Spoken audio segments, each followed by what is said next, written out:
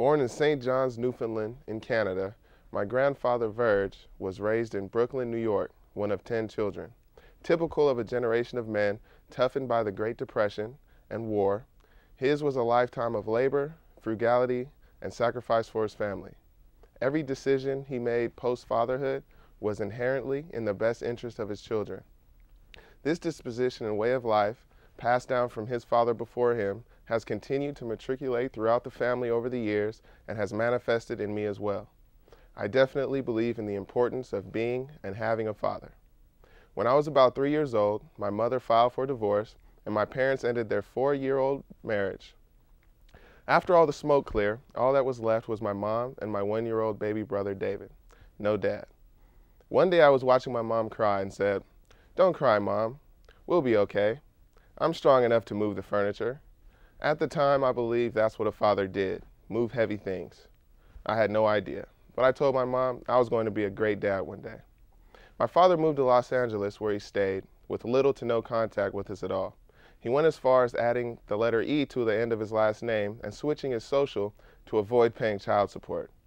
My mother, who was taking the breakup rather hard, never stopped caring for us, and with the help of my grandfather and uncles, built a full-service hair salon in the garage of our 2,000 square foot home in East Side, San Jose.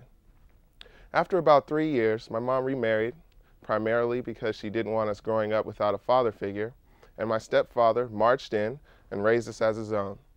I would want to do push-ups just like him, and I wanted to grow tall as he stood 6'4". I played Little League baseball, football, and basketball, all of which he coached. I used to hate the way he would wake us up every morning, every Saturday of my life, from elementary to high school, to do house/yard work.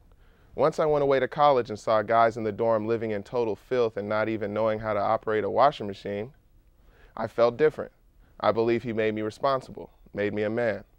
3 years ago, one of my best friends had a baby boy named Nikhil, and I became a godfather.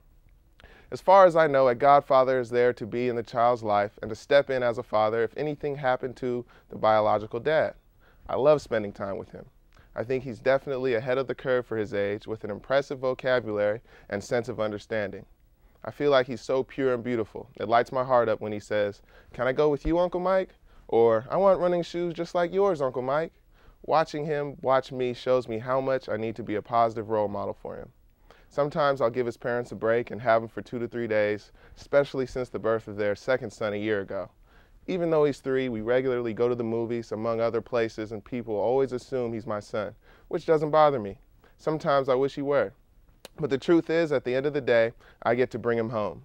Whenever I meet people, especially women, once they figure out that I'm 26 years old, they always ask if I have kids. After I tell them I do not, some ask me, "Why not?" I usually respond with a joke about the marvels of modern contraceptives. But the truth is, I'm not ready. I want to be married before I have kids, so my kids can experience the white picket fence and skip the baby mama drama, and I want to be financially stable to be able to support my family. I also have a lot of traveling to do before I stop living my life and start living for someone else. I believe in the importance of being a father.